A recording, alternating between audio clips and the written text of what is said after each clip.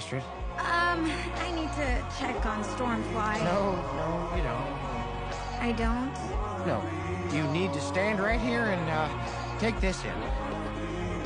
This was my father's betrothal gift to my mother. And he gave it to me to give to you. Astrid, you're a part of our family. You always have. And I hope you always will be. Okay.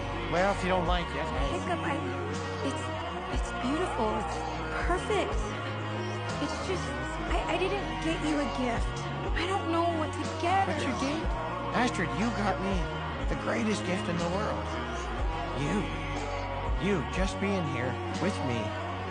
It's the only gift I need.